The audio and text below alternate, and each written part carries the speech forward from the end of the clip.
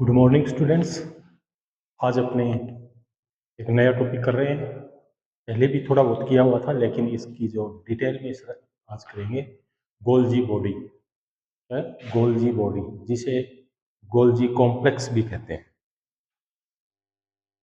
Golgi body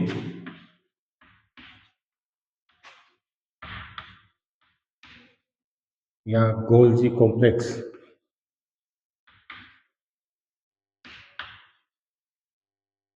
जिसे Golgi काई भी बोला जाता है।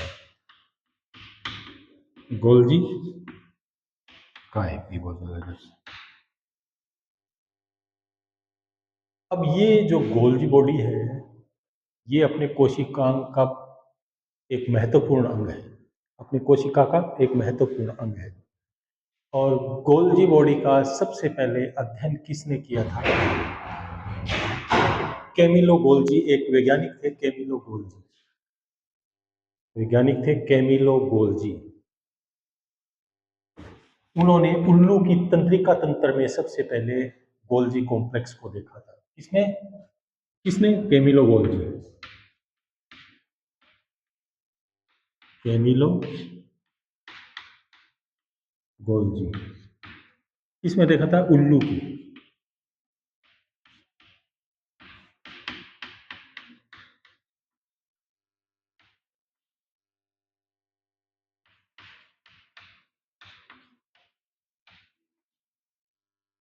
उल्लू की तंत्रिका कोशिका के अंदर कैमिलो गोल्जी ने सबसे पहले गोल्जी बॉडी को देखा था।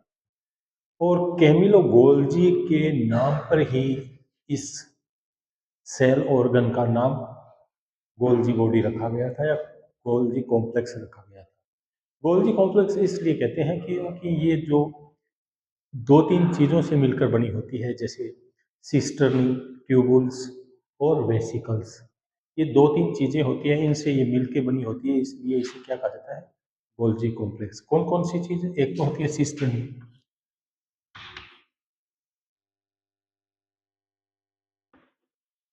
सिस्टर्नी, वेसिकल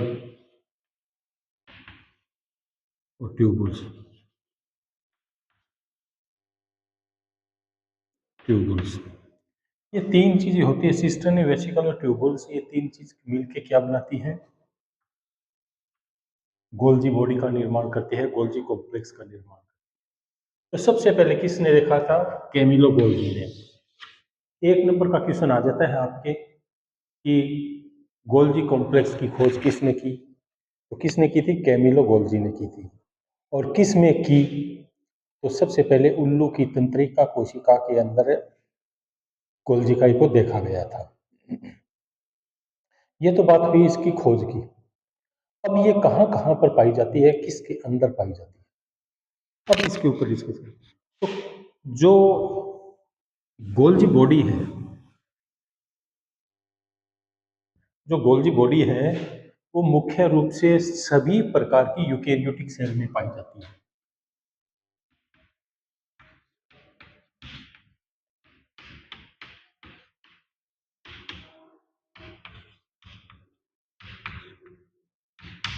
सभी प्रकार की यूकेरियोटिक कोशिकाओं के अंदर क्या पाई जाती है? गोल्जी कॉम्प्लेक्स पाया जाता है। लेकिन कहाँ कहाँ पर नहीं पाई जाती? तो किस में नहीं पाई जाती? प्रोकैरियोटिक सेल, प्रोकैरियोटिक सेल के अंदर ये नहीं पाई जाती। इसके अलावा ये कवकों के अंदर नहीं पाई जाती है। किसमें? कवक में नहीं पाई जाती। ब्लड की आरबीसी में नहीं पाई जाती, रेड ब्लड सेल के अंदर, रेड ब्लड सेल में नहीं पाई जाती। चालनी नलिकाओं में नहीं पाई जाती।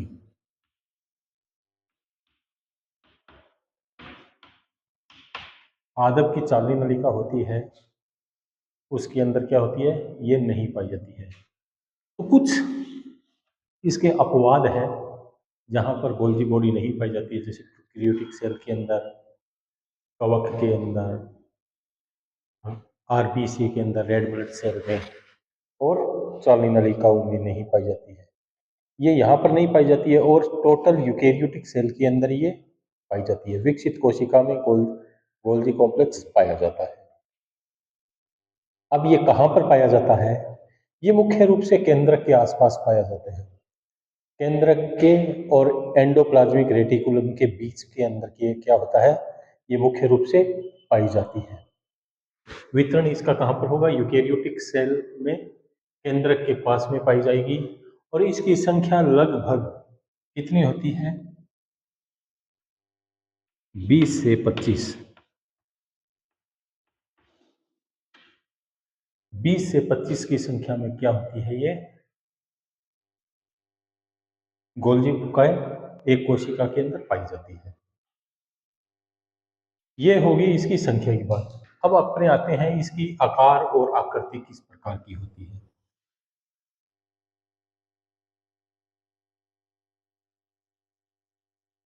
आकार और आकृति किस प्रकार की होती है। अब इसकी आकार और आकृति के बारे में चर्चा करें तो ये क्या होती है? गोलाकार वर्ताकार चपटी होती है या प्लेट नुमा संरचना होती है। कौन सी? गोलाकार वर्ताकार चपटी तथा प्लेट नुमा होती है। और पादपों में इसकी लंबाई क्या होती है? 1 से 30 माइक्रोन होती है। 1 से 3 माइक्रोन ये लंबी हो सकती है पादपों में। पादपों में 1 से 3 माइक्रोन लंबी होगी और चौड़ी 0.5 से माइक्रोन से चौड़ी होती है। 1 से 3 माइक्रोन लंबी तथा 0.5 माइक्रोन चौड़ी होती है पादपों में, ये इसकी चौड़ाई होती है। अब इसके अंदर बच्चों 3 प्रकार की संरचनाएं पाई जाती है मुख्य रूप से। जो संरचना होती है वो 3 प्रकार की होती है। अब इसको एक डायग्राम की सहायता से समझने की कोशिश करते हैं। इस प्रकार इसका डायग्राम इस प्रकार होता है।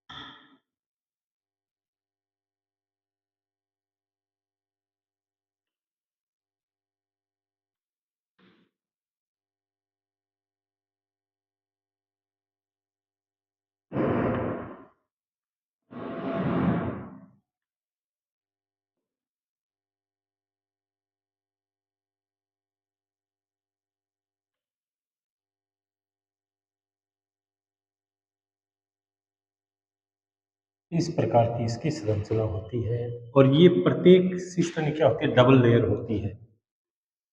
क्या होती है? डबल लेयर होती है ये।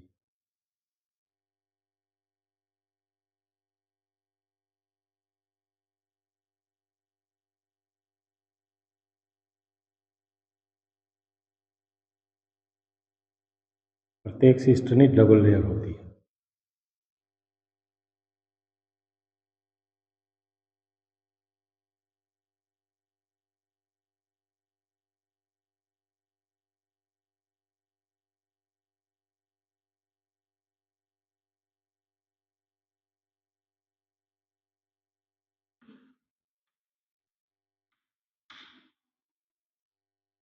इस प्रकार की इसकी संरचना होती है।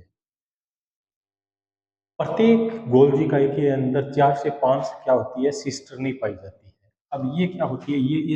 ये क्या हुई? सिस्टर्नी।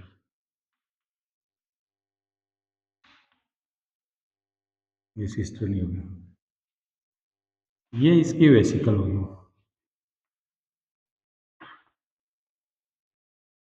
ये इसकी ट्यूबुल्स होगी।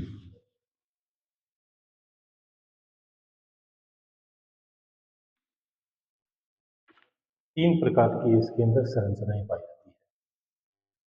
अब इसके भी क्या होते हैं? इस प्रकार की ये संरचना होती है, तो ऊपर का जो अवतल भाग होता है, इसका अवतल भाग, ये अवतल भाग हो गया ये। तो अवतल भाग को क्या बोलते हैं? ट्रांसफेस। ट्रांसफेस, ट्रांसफेस बोला जाता है इसको। और जो नीचे का पार्ट होता है उसे क्या बोला जाता है? Cis face.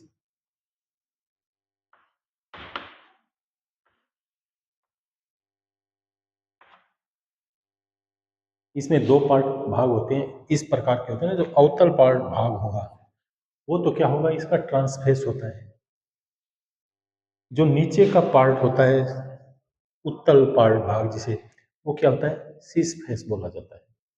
अब ये सीस फेस है, ये क्या होता है? केंद्र की ओर होता है। और जो ट्रांसफेस होता है ये किसकी तरफ होता है? कोशिका प्लाज्मा झिल्ली की तरफ। कोशिका झिल्ली या प्लाज्मा झिल्ली की तरफ होता है। अब इसके अलग अलग काम होते हैं, इसके कार्य भी अलग होते हैं। मुख्य रूप से तो इसका पेपरों के अंदर क्या पूछा जाता है? कार्य ही पूछा जाता है। तो इसके अंदर जो सिस्टर्नी होती है, यदि इसकी अपने बात करें तो ये सिस्टर्नी क्या होती है? थैलेनुमा संरचना होती है। जो सिस्टर्नी होगी क्या होगी? एक थैलेनुमा संरचना होती है। और इसकी संख्या गोल्गी बॉडी में 4 से 5 या 6 तक पाई जाती है, इस प्रकार की। और ये चपटी, लंबी और चिकनी प्रकृति की होती है। चपटी, लंबी और चिकनी प्रकृति की होती है। इसके अंदर क्या होता है? एक पारदर्शी द्रव्य भरा रहता है। क्या भरा रहता है इसके अंदर?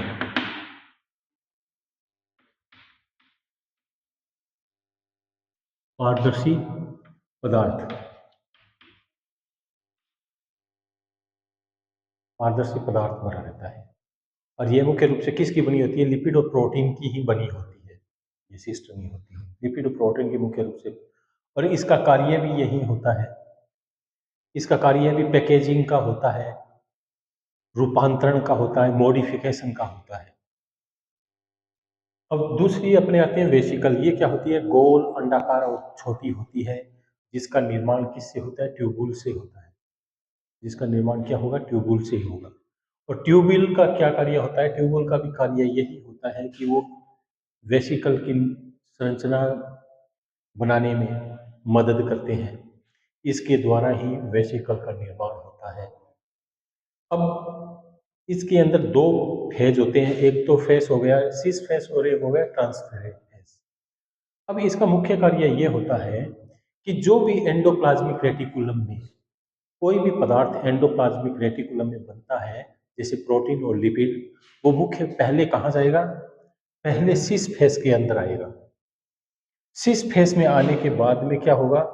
ये वेसिकल के अंदर आएगा। वेसिकल, ये कौन सा फेस होता है वेसिकल का? सिस फेस होता है। तो जो भी एंडोप्लाज्मिक रेटिकुलम में पदार्थ बनता है, प्रोटीन, लिपिड वगैरह, वो सबसे पहले वेसिकल में आएगा। वेसिकल के द्वारा ये सिस फेस के द्वारा ये कहाँ पर भेज दिया जाता है? सिस्टर्नी में भेज दिया जाता है। सिस्टर्नी में उस पदार्थ का क्या होता है? पैकेजिंग होती है, मॉडिफिकेशन होता है, रूपांतरण होता है। और उसके बाद में ये ट्रांसफेस के द्वारा, ये ट्रांसफेस के द्वारा किसमें भेज दिया जाता है? प्लाज्मा झिल्ली के से दूसरी कोशिकाओं में भेज दिया जाता है, जहां पर उसकी आवश्यकता होती है। तो मुख्य रूप से सिस्टर्नी का अब वेसिकल का क्या काम हो गया? वेसिकल का काम होता है किसी भी पदार्थ को जो एंडोप्लाज्मिक रेटिकुलम में, एंडोप्लाज्मिक रेटिकुलम में अंदर अंतःद्रव्य जालिका के अंदर किसी भी पदार्थ का निर्माण होता है। मुख्य रूप से किसका होता है? प्रोटीन और लिपिड का। किसका? प्रोटीन और लिपिड का निर्माण होता है। मुख्य रूप से प्रोटीन और लिपिड का निर्माण होगा। और वो प्रोटीन और लिपिड का जो निर्माण होता है वो सबसे पहले किसके अंदर जाएगा? वेसिकल के अंदर जाएगा। वेसिकल के द्वारा वो किस में भेज दिया जाता है? सिस फेस के द्वारा सिस्टर्नी में भेज दिया जाता है। और सिस्टर्नी में क्या होता है? उसकी पैकेजिंग होती है, उसका रूपांतरण होता है। और ये बाद में किस में भेज दिया जाता है? ट्रांसफेस में भेज दिया जाता है। और ट्रांसफेस में क्या होता है? ट्रांसफेज से वो पदार्थ कहाँ पर चले जाएंगे, एंडो, ये ऊपर जो क्या होगी, प्लाज्मा झिल्ली होगी, कोशिका झिल्ली होती है, उसके द्वारा दूसरी सेल के अंदर भेज दिया जाता है। तो आज बच्चों आपने ये पढ़ा, और जो केंद्रक के द्वारा भी जो बच्चों बनता है कोई भी पदार्थ, सबसे पहले केंद्रक होता है, उसके अंदर जो कोई भी पदार्थ बनते हैं तो सबसे पहले वो कहाँ पर जो बाहर निकलते हैं वो किसके द्वारा निकलेंगे, एंडोप्लाज्मिक रेटिकुलम के द्वारा ही निकलेंगे। और एंडोप्लाज्मिक रेटिकुलम से बाहर निकलने के बाद वो पदार्थ कहाँ पर जाते हैं, गोल्जी काय में जाते हैं, गोल्जी कॉम्प्लेक्स में जाते हैं, और गोल्जी कॉम्प्लेक्स के द्वारा वो क्या होते हैं, बाहर भेजने का काम होता है।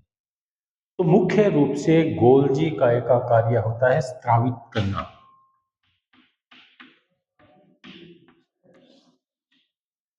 तो गोल्जी काय का मुख्य मुख्य कार्य क्या होता है, स्त्रावण का होता है।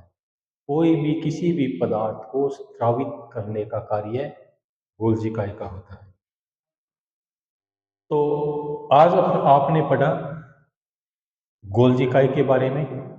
कल अपने इसके जो भी कार्य हैं उस कार्य के बारे में अपने डिस्कस करेंगे कि इसके कितने कार्य हैं, क्या क्या कार्य हैं, और ये कब कब कार्य करती है। ठीक, ओके।